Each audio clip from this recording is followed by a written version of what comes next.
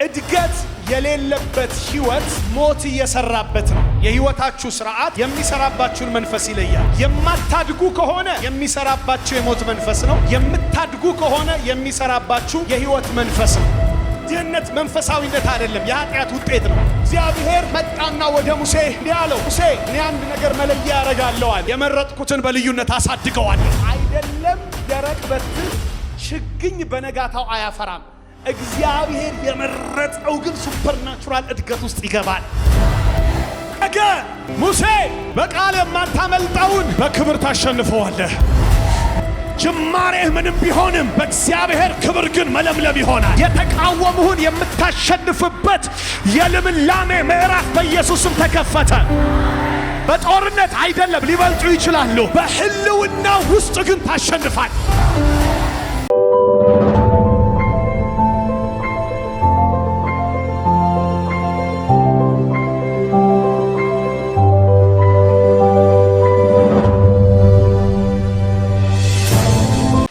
መጽሐፍ ቅዱሳችሁን የያዛችሁ ቶሎ ብላችሁ በዘኍልቍ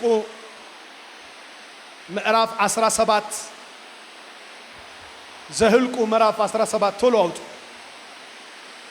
በክብሩ ማደግ እግዚአብሔር በእነዚህ ጊዜያቶች ከተናገረን ከሰጠን አስደናቂ ድምጾች መካከል መልእክታችን በክብሩ ስለማደግ ነው። በክብሩ ማደግ ማለት ማደግ ሁለንተናዊ ነው። እድገት ተፈጥሯዊ ነው። እድገት መንፈሳዊ ነው። እድገት የህይወት ስርዓት ነው። አለማደግ የህይወት ስርዓት ተቃርኖ ወይም የመለኮት ዲዛይን የማይሰራበት ህገወጥ የህይወት መልክ ነው። ስናድግ እግዚአብሔር ይከብራል። ስናድግ እግዚአብሔር በእኛ ይታያል። ስናድግ ጠላት ይዋረዳል። ስናድግ የህይወታችን ትክክለኛ ዓላማ ፍጻሜውን መቀበል ይጀምራል። እድገት የሌለበት ህይወት ሞት እየሰራበት ነው። ሞት የሰራበት ህይወት አያድግም። ህይወት የሚገለጥበት ህይወት ግን ያድግ ዘንድ ግድ ነው። ስለዚህ የህይወታችሁ ስርዓት የሚሰራባችሁን መንፈስ ይለያል። የህይወታችሁ ስርዓት የሚሰራባችሁን መንፈስ ይለያል። የማታድጉ ከሆነ የሚሰራባችሁ የሞት መንፈስ ነው። የምታድጉ ከሆነ የሚሰራባችሁ የህይወት መንፈስ ነው። የህይወት መንፈስ የሚሰራበት የህይወት ከፍታ፣ የህይወት ድል፣ የህይወት ፍሬ፣ የህይወት ጸጋ፣ ታላላቅ የሆኑ መለኮታዊ ፍሬዎች ይገለጹበታል። ለዚህ ነው እግዚአብሔር በ5 የእድገት አቅጣጫዎች ይባርከናል ብለን ትምህርት የጀመርነው ትንቢታዊ ትምህርት። አንደኛው በመንፈስ በማደግ መንፈሳዊ ዓለም ውስጥ ብርቱ በመሆን ኃያል በመሆን በመለኮት አጀንዳ ውስጥ ያለውን ሚስጥራቶች በመረዳት በሰማይ ያለው ፈቃድህ እንዲሁ በምድር ትሁን ብላችሁ ጸልዩ እንዳለ በሰማይ ያለን የእግዚአብሔርን ፈቃድ ወደ ምድር የማምጣት ብቃት፣ ፈቃዱ በሰማይ እንደሆነ እንዲሁ as it is in heaven let it be here on earth ብለን ጸሎት አይደለም የጸለይነውን የቃል ድምፅ አካል ለብሶ በምድር ላይ እንዲተከል የሚያደርግ ጽኑ የህይወት እድገት ማለት ነው። የመንፈስ እድገት አየው። ከአባትህ ጋር ኮኔክት በማድረግ ትጀምራለህ። በኢየሱስ የጸሎት ስጦታ ውስጥ ከሃይማኖት ዓለም አውጥቷቸው፣ ከሃይማኖት ልምምድ አውጥቷቸው በመንፈስ ስርዓት ወደ መኖርና ወደ ማደግ ሲያስተምራቸው እንደዚህ በሉ አለ። የዮሐንስ ደቀ መዛሙርት እንደሚጾሙት፣ የዮሐንስ ደቀ መዛሙርት እንደሚጸልዩት እኛም እንድንጸልይ እባክህን አስተምረን ሲሉት እናንተ እንደዚህ በሉ፣ እንደነሱ አይደለም። እነሱ የሃይማኖቱን እነሱ የልምድ እንዲህ ብላችሁ ጸልዩዋል። በምን ጸልዩ? እንዲህ ብላችሁ ጸልዩ። ከየት ጀምሩ? ከሰማይ ጀምሩ። በሰማያት የምትኖር አባታችን ሆይ። ለምን? ሃይማኖቱ ያስተማራቸው ኢየሩሳሌም ቤተ መቅደስ ውስጥ ነበር ያስቀራቸው። ሃይማኖቱ ያስተማራቸው ኢየሩሳሌም ቤተ መቅደስ ጋር ነበር የወሰዳቸው። ኢየሱስ በኢየሩሳሌም ካለው የሃይማኖት ማዕከል አወጣቸውና በሰማያት የምትኖር አባት በሉ አለና ያንን አባት ብለው ጠርተውት የማያውቁትን ፈጣሪ ብቻ አምላክ ብቻ ብለው የሚያውቁትን ኤሎሂምን አባት አድርጎ አስተዋወቃቸው። አባት አድርጎ አሳያቸው። እንዲህ ብላችሁ ጸልዩ። በሰማያት የምትኖር አባታችን ሆይ። እግዚአብሔር አባታችሁ ነው አለ። እናንተ ልጆች ናችሁ። ሪሌሽንሺፓችሁ የአባትና የልጅ ይሁን። ስለዚህ በሰማያት ነው እሱ ያለው። መንፈሳዊ ዓለም ግቡ። ከዚህ ከምድራዊው ዓለም ከሰው ሰራሹ ዓለም በነቢያት እንደተጻፈ አላቸው። ምን አይነት ቤት ለኔ ትሰሩልኛላችሁ? ሰማይ ዙፋኔ፣ ምድር የእግሬ መረገጫ ነው። ለእኔ የምትሰሩልኝ ቤት ምን አይነት ነው ብሎ በነቢዩ እንደተነገረ ይሄን ቤተ መቅደስ አፍርሱት በሶስተኛው ቀን አስነሳዋለሁ ብሎ ኢየሱስ ተናገረና እንደዚህ አለ። ጸሎት ሲያስተምራቸው ከምድር አውጥቶ ወደ ሰማይ ከተታቸው። ዛሬ አንድ የገባው ሰው ብቻ አሜን ይበለኝ። አየው፣ እግዚአብሔር ዛሬ ከሰው ዓለም ይንቀላችሁ፣ ወደ እሱ ዓለም ይክተታችሁ። ከተለማመዳችሁት አሮጌ ስርዓት መውጣት ይሆን፣ ወዳልተለማመዳችሁት የመንፈስ ዓለም ስርዓት መግባት ይሆን። አሜን የሚል ሰው ለጌታ ክብር ያምጣና ይውሰደው።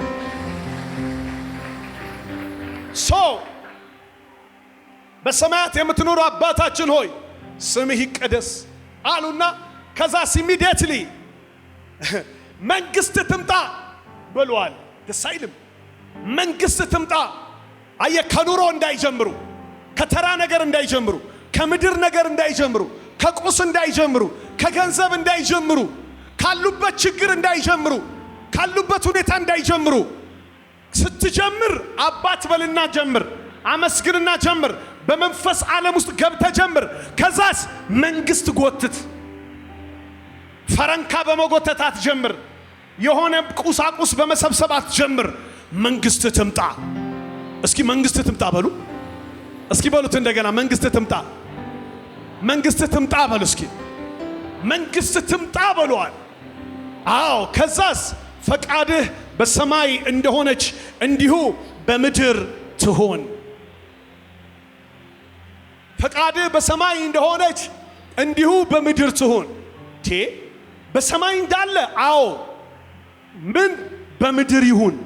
እንዴት? ልክ እዛ እንዳለ እንዚህ ይሁን።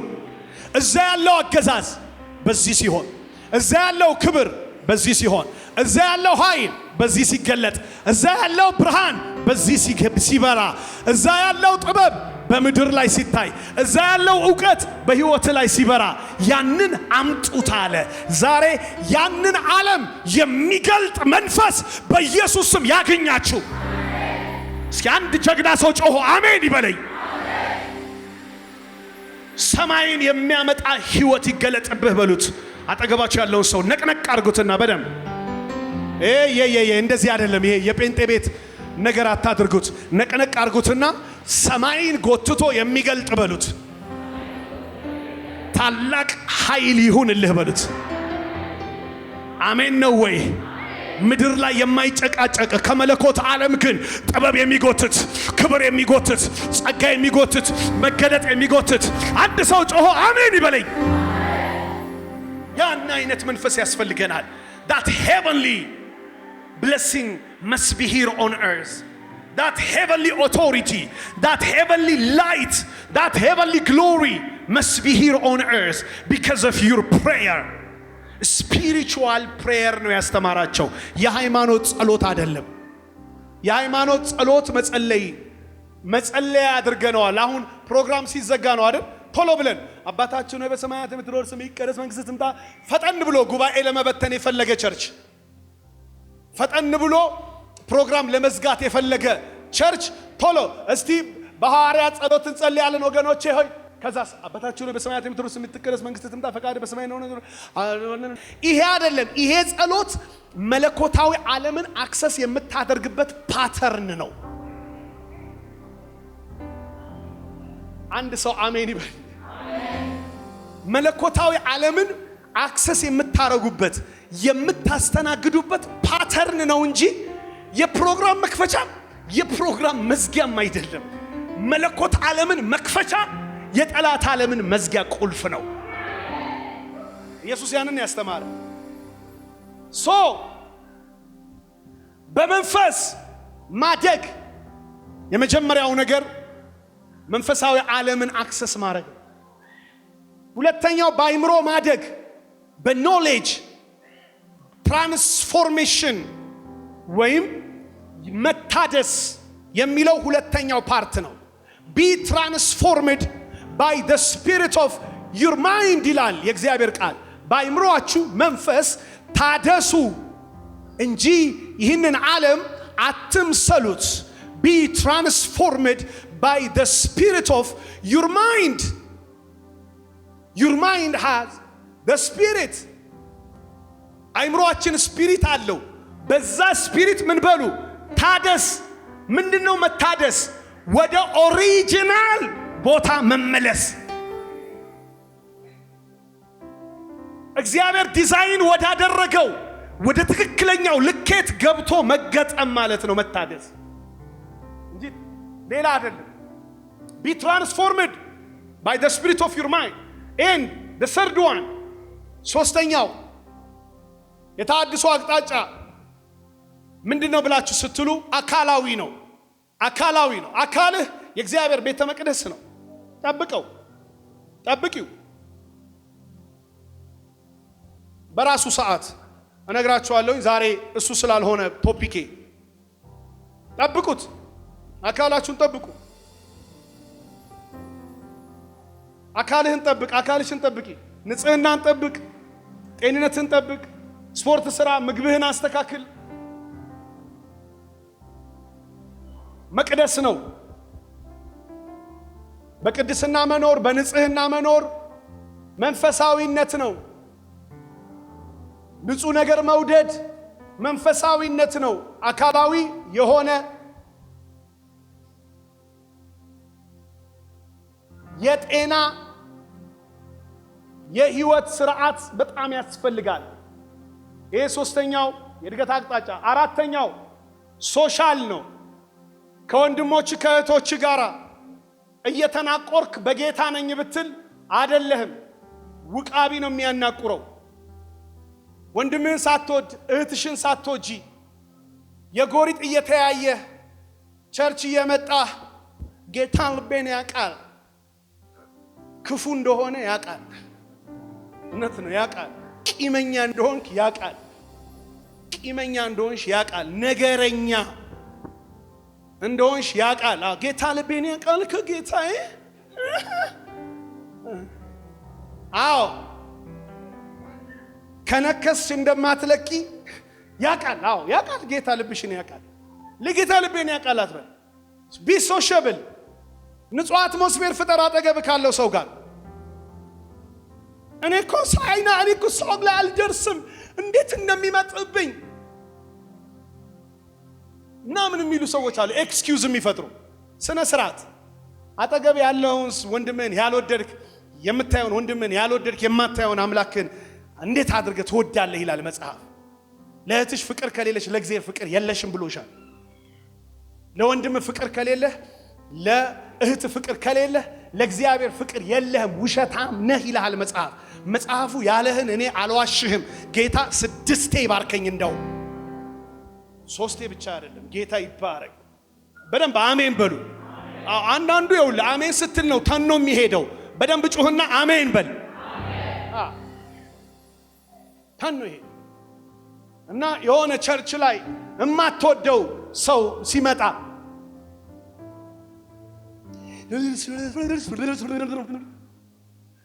ብሎ የሚሄዱ አሉ። በጌታ የሚያስመስሉ ጸባቸው። ወንድም ሲሆን እንደዛ በቃ እግዚአብሔር ይመስገን ይላል። ስልክ እዚህ ላይ አድርጎ በጠራብህ ጆሮህ ላይ እንዳለ ጭር ባለ እና ባዋረደ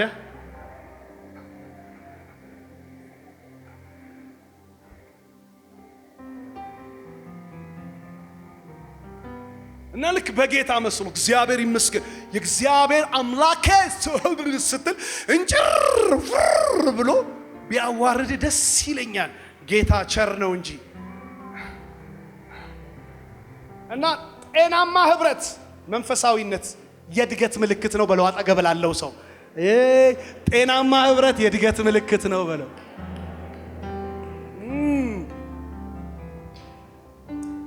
አራተኛው ኢኮኖሚካል እድገት ነው። አምስተኛው ኢኮኖሚካል እድገት። እኔ ሁሌ ጸልይላችኋለሁ በኢኮኖሚ እንድታድግ።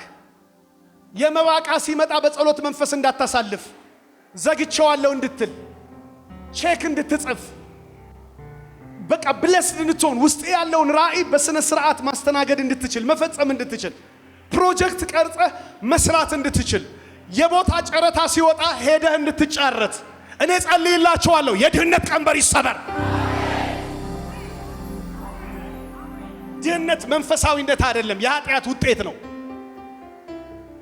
አንዳንድ ሰዎች አደባልቀው ይሰብኩታል፣ አደባልቀው ይቃወማሉ። ምንድነው አደባልቀው የሚሰብኩትና አደባልቀው የሚያደርጉት ነገር ምን እንደሆነ ታውቃላችሁ? ድህነትንና ደሃን አንድ ላይ የሚጨፈጭፉ አሉ። እግዚአብሔር ለድሆች ወንጌልን ሰብክ ዘንድ ብሎ ነው ኢየሱስን የላከው። ለድህነት አይደለም ወንጌል የሚሰበከው፣ ለድሃ ነው። ለድህነት ወንጌል አይሰበክም። ለድሃ ወንጌል ይሰበክና ወንጌል የተሰበከለት ሰውዬ ድህነትን ረግጦት ይወጣል። አየኸው? ስለዚህ እግዚአብሔር የድሃ አደጎች አባት ነው ሲባል፣ የድሃ አደጎች አባት ነው ሲባል በድህነት ላይ እንዲሰለጥኑ ባለጸጋው የሆነው አባታቸው መጥቶ ያግዛቸዋል ማለት ነው። እና ድህነትን አምርረ ጥላ፣ ስራ፣ ትልልቅ ነገር ጸልይ፣ ፕሮጀክቶችን ፕላን አርግ፣ ኮኔክሽን ፍጠር፣ ትልልቅ ጸሎት ጸልይ።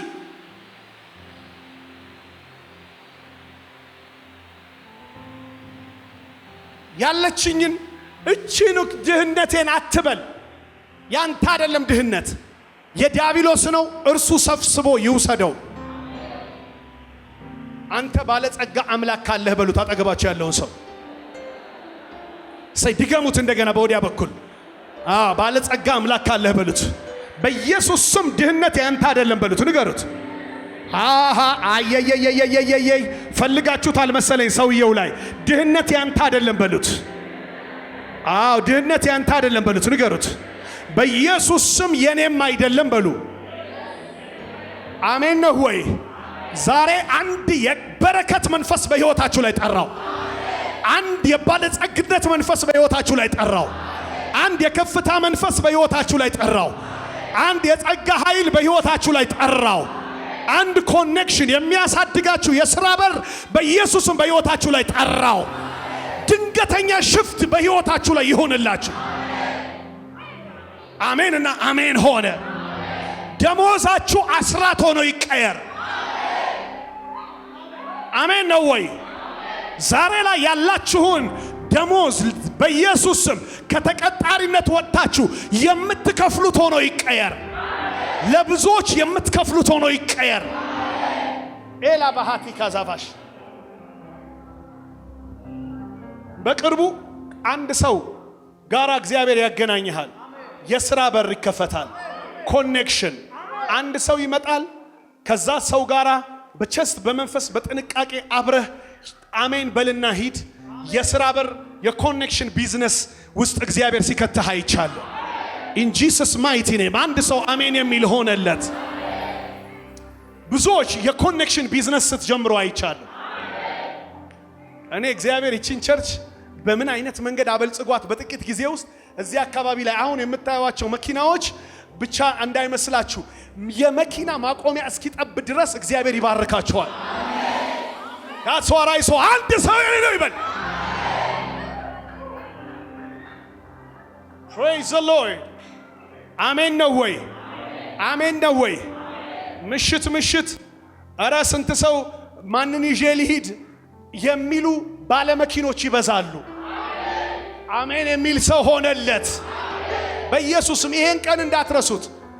ይውል እኔ ጂኒ እያየው መንጥሬ ካስወጣው ያንተን የበረከትም ደግሞ ከፍታ እግዚአብሔር አሳይቶኛል። ድህነትን ከህይወት መንጥሬ ነቀልኩት። ማንም የማይነቅለውን መንፈስ ነቀልኩት። በኢየሱስም ከህይወትህ ላይ የተነቀለ ይሆን። አሜን የሚል ሰው ለጌታ ክብር ያምጣና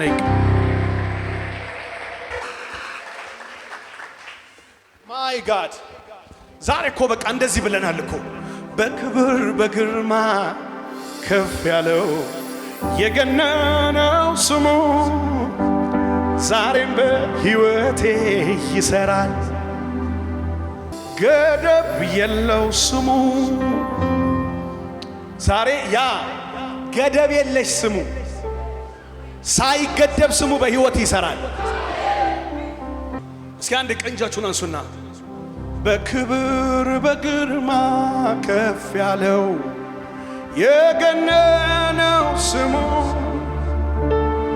ዛሬም በህይወቴ ይሰራል። ሳይገደብ ስሙ በክብር በግርማ ከፍ ያለው የገነነው ስሙ ዛሬም በእኔ ህይወት ይሰራል። ሳይገደብ አቅሙ በክብር በግርማ ከፍ ያለ የገነነው ስሙ ዛሬም በህይወቴ ይሰራል። ሳይገደብ አቅሙ ዛሬም ይሰራል። ኢየሱስ ኢየሱስ ኢየሱስ አሁን ይሰራል። ኢየሱስ ኢየሱስ ኢየሱስ በኔ ይሰራል። ኢየሱስ ኢየሱስ ኢየሱስ ለኔ ይሰራል። ኢየሱስ ኢየሱስ ኢየሱስ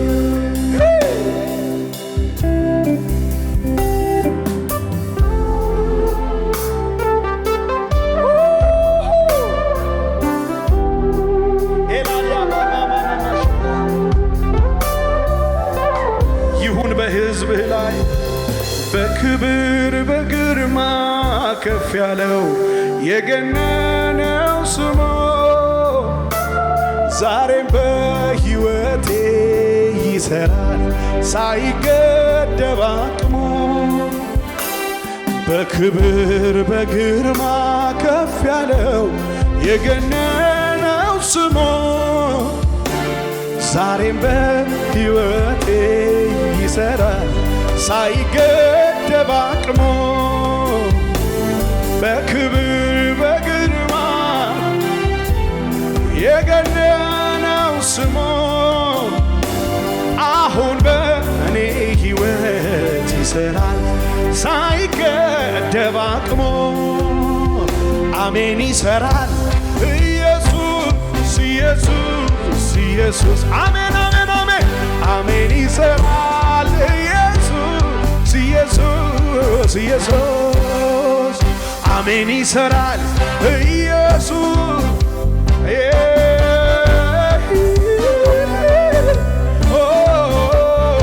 አሁን ይሰራል። ኢየሱስ ኢየሱስ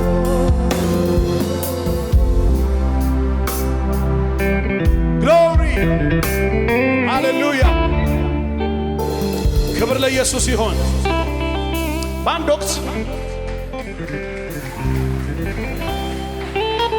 በአንድ ወቅት እንደዚህ ሆነ። በጣም ከፍተኛ ክርክር ተነሳ። ከፍተኛ ብጥብጥ ተነሳ። ከፍተኛ የሆነ ክርክር ነው የተነሳው። ማለት ማህበሩ ተናወጠ። ማለት መሪ የሆነው ሰው ተስፋ ቆረጠ።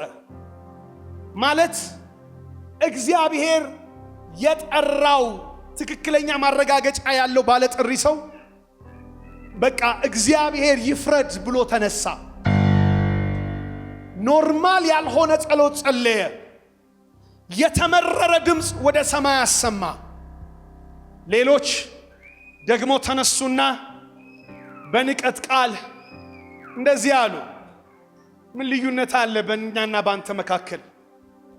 አንተም እኛም አንድ እግዚአብሔር የምንጠራ፣ አንተም እኛም አንድ እግዚአብሔር የምናገለግል፣ አንተም እኛም ከአንድ ምንጭ የተቀዳን፣ መገኛችን ቦታችን አንድ የሆነ ምስቅልቅሉ ወጣ። በሁለቱ መካከል የማይፈታ በሽምግልና የማይደኝ አይነት ሁኔታ ተፈጠረ።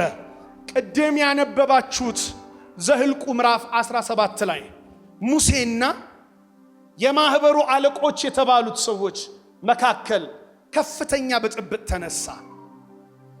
ሙሴ እጅግ ተመርሮ ነው የጸለየው። ጥሪ ያለው ሰው ነው። እግዚአብሔር ያስነሳው የቀባው ሰው ነው። እነሱ ደግሞ እኛም እያገለገልን ነው፣ ምንድነው ልዩነታችን ብለው ነው የተነሱት። በዚህ መካከል ነው እግዚአብሔር መጣና ወደ ሙሴ እንዲህ አለው፣ ሙሴ እኔ አንድ ነገር መለያ ያደርጋለሁ አለ። የመረጥኩትን በልዩነት አሳድገዋለሁ፣ የለየሁትን ደግሞ አከብረዋለሁ፣ ያከበርኩትን ደግሞ እገልጠዋለሁ። ስለዚህ እንዲህ አድርግልኝ አለ። ሁላችሁም መነሻችሁ ምንም ነው ብትሉም እያንዳንዳችሁ የምትወከሉት በደረቅ በትር ነው አለ እግዚአብሔር። መነሻችሁ ትናንትናችሁ ደረቅ በትር ነው። የመጣችሁበት ነገር የሚያስመካ አይደለም፣ ደረቅ ነው። ሰብስብልኝ ደረቅ በትር አለ። 12ቱንም ደረቅ በትር አሰበሰበ እግዚአብሔር። 12ቱም ሰዎች በአንድ አይነት ደረቅ በትር ተወከሉ። አዎ ተቀብቻለሁ የሚለውም ደግሞም ከማን ትበልጣለህ የሚለውም ሁሉም ደረቅ በትር አምጣና አድርግ፣ እኔ ልለይ፣ ከኔ ጋራ የሆነ ማን እንደሆነ፣ በክብሬ ያደገ ማን እንደሆነ፣ በስሜ የሰለጠነ ማን እንደሆነ፣ በቅባቴ ውስጥ የሚመካ ማን እንደሆነ እለያለሁ። ሁሉም ግን መነሻቸው ደረቅ ነዋል፣ ደረቅ በትር ነዋል። የመረጥኩት ያከበርኩት ይለመልማል። አንድ ሰው የኔ ነው የሚል አሜን ይበል ባካ። ጅማሬህ ምንም ቢሆንም በእግዚአብሔር ክብር ግን መለምለም ይሆናል። በእግዚአብሔር ክብር ግን ማፍራት ይሆናል። የተቃወሙህን የምታሸንፍበት የልምላሜ ምዕራፍ በኢየሱስም ተከፈተ። አንተ አንድ ሰው ጩሁና አሜን በላይ ባክ። በምንም አይደለም የምታሸንፈው፣ በቃል አይደለም፣ በክርክር አይደለም፣ ሊበልጡህ ይችላሉ። በጦርነት አይደለም፣ ሊበልጡ ይችላሉ። በህልውና ውስጥ ግን ታሸንፋል። አንድ ሰው አሜን ይበል ባካች። ነካርጉትና ክብሩ ያስመልጣል፣ ክብሩ ያስበልጣል። በክብር ትበልጣለህ፣ በፍሬ ትበልጣለህ፣ በሞገስ ትበልጣለህ፣ በቅባት ትበልጣላችሁ፣ በጸጋ ትበልጣላችሁ፣ በበረከት ትበልጣላችሁ፣ በህልውናው ትበልጣላችሁ። እግዚአብሔር ያስመልጣችኋል፣ ያስመልጣችኋል፣ ያስበልጣል። ማይ ጋድ ሰብስብና 12ቱንም በትር እሰርና መቅደስ ውስጥ ባለው በታቦቱ ፊት አስቀምጠዋለሁ። አስቀምጠው እኔ ነገ አለ። ማይ ጋድ ነገ የመረጥኩት ይለያል አለ። የሆነ አንድ ሰው ነገ በሚባለው ቀን ላይ የእግዚአብሔር መልስ ይመጣለታል።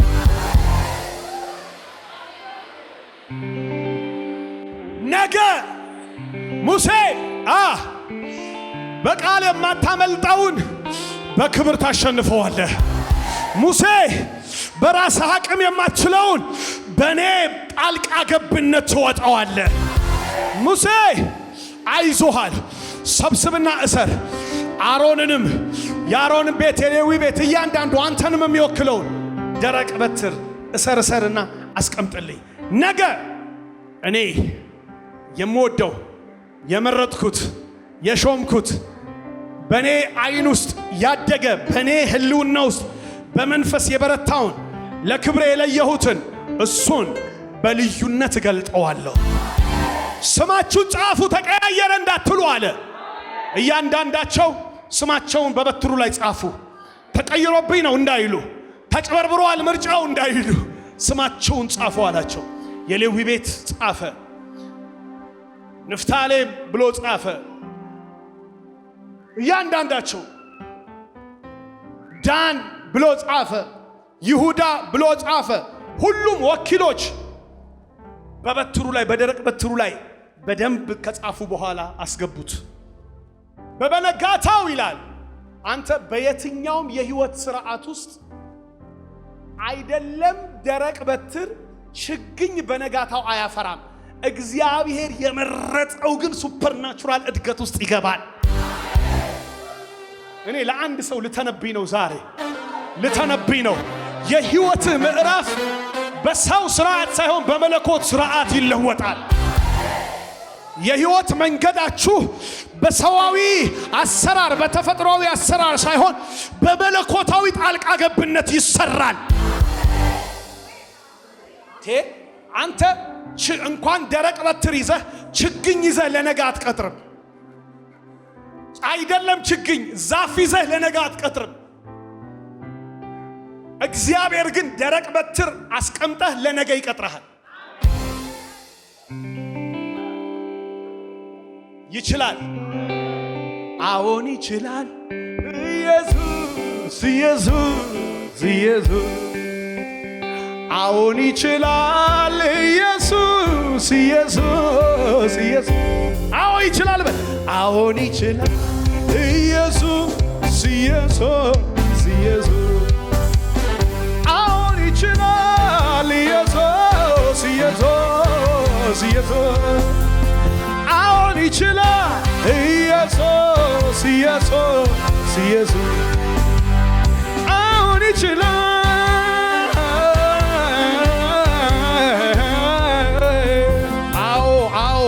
ይችላል ይችላል ይችላል። እኔ ዛሬ ልተነብይ ነው። እንደዚህ ነው ጌታ ያሳየኝ። የጠለቀውን ትምህርት አልናገርም፣ ሰዓት የለኝም። ነገር ግን በኢየሱስ ስም በህይወታችሁ ውስጥ እግዚአብሔር እንደዚህ ተናግሮኛል፣ እንደዚህ ተናግሮኛል። ድንገት በመለኮት ህልውና ውስጥ በእርሱ ጣልቃ ገብነት ያልታሰበ ፍሬ በህይወታችሁ ላይ፣ ያልታሰበ ፍሬ በቤታችሁ ላይ፣ ያልታሰበ ፍሬ በስራችሁ ላይ ልዩነት የሚፈጥር ይህችስ የእግዚአብሔር ጣት ናት የሚያስብል፣ ይህችስ የእግዚአብሔር እጅ ናት የሚያስብል፣ ይህችስ የእግዚአብሔር አሰራር ናት። ይህ የሰው አይደለም። አቀዋለሁ፣ ትምህርቱን አቀዋለሁ፣ እድሜውን አቀዋለሁ፣ ቤተሰቡን አቀዋለሁ፣ ያለውን ችሎታ። ይሄ ግን የተለየ ነው፣ የሰማይ ነው የሚያስብል ነገር በኢየሱስ ስም ይሆናል። እጆቻችሁን አንሱና ልጸልይና ልጨርስ። ይህንን ቪዲዮ እስከ መጨረሻው ስለተከታተላችሁን እናመሰግናለን። ሌሎች የምንለቃቸውን ቪዲዮዎች በፍጥነት እንዲደርሳችሁ ላይክ፣ ሰብስክራይብ በማድረግ እንዲሁም የደውል ምልክቷን በመጫን ለሌሎች እንዲደርስ ሼር በማድረግ አብራችሁ እንድታገለግሉ በጌታ ፍቅር እንጠይቃችኋለን። ውድ የቲቲቪ ወርልድ ዋይድ እና የግሎሪ ዞን ሚዲያ ዩቲዩብ ቻናል ቤተሰቦቻችን ከእናንተ በሚደርሱን ምስክርነት እጅግ እየተባረካችሁ እንደሆነ እርግጠኞች ነን። በእግዚአብሔር ሰው በፓስተር ካሳሁን ለማ ላይ በሚሰራው በእግዚአብሔር ቅባት በመዝሙሮቹ፣ በትምህርቶቹ፣ በመጽሐፍቶቹ፣ በኃይል አገልግሎቶቹ እንዲሁም በቃለ መጠይቆቹ በሁሉም አገልግሎት የተባረካችሁበት በሀገር ውስጥም በውጭ ሀገርም የምትገኙ ሁሉ በዚህ የእግዚአብሔር መንግስት አገልግሎት ላይ ከጎናችን በመቆም የወንጌል ሥራ አብራችሁን ለማገልገል በስክሪኑ ላይ ባሉት የባንክ አካውንቶች መባ፣ አስራት፣ የፍቅር ስጦታችሁን በመስጠት የበረከቱ ተካፋይ ይሁኑ። እንዲሁም ከሀገር ውጪ ለምትገኙ ቅዱሳን በጎፈንድሚ አካውንት በስጦታችሁ ማገልገል ትችላላችሁ። ለጥያቄ ሁሉ ኢየሱስ መልስ ነው። ቲቲቪ ወርልድ ዋይድ እና ግሎሪ ዞን ሚዲያ